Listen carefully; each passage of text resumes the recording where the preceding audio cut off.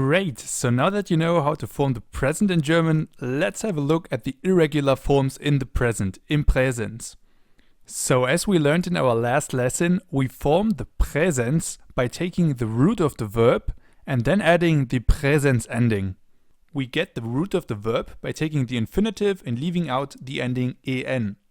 So for example, machen becomes mach, and then we add the Präsens ending, which is st, t, and so on.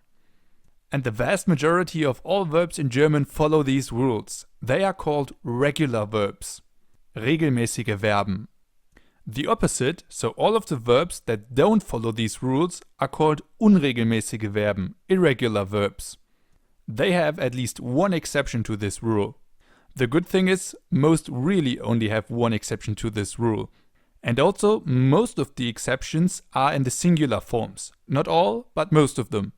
In most cases, the plural forms stay regular. But why do these irregular verbs or irregular forms exist in the first place? Just like in English, French, Spanish or other languages, it's always the same case. Irregular verbs are verbs that used to follow the same rules as the regular verbs, but because speakers are lazy, they dropped some syllables. And that's how these exceptions came into being. Most of the time, the exceptions make it easier to speak, so to pronounce these words. But this only happens to verbs that are used often, and that's also the reason why many of the irregular verbs belong to the most used verbs in German, in English, and in many other languages as well. So now let's take a look at the irregular verbs in German together. As we just learned, they are all the verbs that have at least one exception to the normal rules. So you can imagine there are many different exceptions. But let's try to group them. For example, there are verbs that have a verb stem which ends in either s, the sharp s, x or z. So a sibilant, a sound like ts, s or x. In these cases, we remove the s in the second person singular ending. And if you think about it, that's pretty logical. Take the verb tanzen for example, to dance. Tanzen. It is conjugated like this. Ich tanze, du tanzt, sie es tanzt, wir tanzen, ihr tanzt, and sie tanzen. If tanzen would be a regular verb and would follow the normal rules, the second person singular would be tanzt with zst. But because zst is something that nobody can really pronounce, people made it easier and left out the s, and that's our irregularity. Du tanzt, zt instead of zst. So it's basically because of pronunciation reasons that it was left out. And the same goes for all of the other verbs that have a word stem that ends in s, sharp s, x or z. Logical, isn't it? The same also goes for our next group of irregular verbs, and those are verbs that have a stem that ends in either d or t. For example, warten, to wait. Its stem is wart, so it ends in a t. That's why it's conjugated like this. Ich warte, du wartest, sie es wartet, wir warten, ihr wartet, and sie warten. So as you can see, in front of the endings st and t, so in the second and third person singular and the second person plural, we add an i. Ich warte, du wartest, sie es wartet, and then again in ihr wartet, we always add an e or i. And the same goes for all of the other verbs whose stems end in either d or t.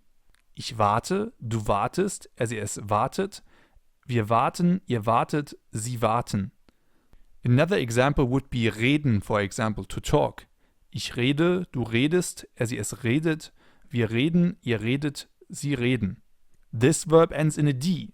That's why we use the same endings. And we add the e. Got it? So those are the logical ones. Then there are also some which are not that logical. So the ones where there is not really a group of verbs that share the same similarity. There are some verbs that have a different ending in the second and third person singular, for example, but they don't share the same characteristics. So there is no triggering feature like in the other groups we had. But those are only a few. The two most popular and most used ones are haben, to have, and essen, to eat. If we conjugate haben, for example, we would conjugate it like this. Ich habe, du hast, sie es hat, wir haben, ihr habt, and sie haben. So you can see that the first person singular and all of the plural forms are actually regular. The problem are the second and third person singular, where we leave out the be. If it would be regular, the endings would need to be habst and habt. Du habst and er sie es habt. But they clearly are not. They are hast and hat. And that has to do with the reason that habst and habt is pretty difficult to pronounce. That's why over time people made it easier to pronounce, because haben or to have is a verb that you use very, very often. That's why over time it changed to hast or hat. Always remember, speakers are lazy, and that's why they sometimes drop letters or syllables. And that's how irregular forms emerge in every language. Same also in English. Keep that in mind when we take a look at our next verb, essen, to eat. Here again, the first person singular and all of the plural forms are regular. Ich esse, wir essen, ihr esst, sie essen. The problem are the second and the third person singular. Du isst and er sie es isst. If essen would be regular, the second person singular would be esst with 3 s's. So the ess from the root plus the ending st. And 3 s sounds is something that never occurs in the German language. That's why it was reduced to 1 s. That's why the ending in the second and the third person singular is the same. Now, why do we use I instead of e? Ist instead of est? This has also to do with spoken language and the fact that if you're talking pretty fast, and the fact that er and es, so 2 of the 3 personal pronouns in the third person singular, starts with an e, it's easier to pronounce er ist than er est, or es ist than es est. And that's how du isst and er sie es isst emerged as the normal forms for the second and third person singular of the verb essen. So now you know why they exist. Now the problem is to learn those things. This is not something that you learn overnight, but to make it easier for you, I made a list with the most important irregular verbs in German, and you can find it in the additional material to this lesson. You don't need to learn them all at once, and most of the time it's actually not that much of a deal if you form the verb like a regular verb instead of an irregular verb. It just shows that you are not a native speaker. If that's okay for you, no problem. But still, over time you will learn it. Now finally, let's take a look at 2 completely irregular verbs.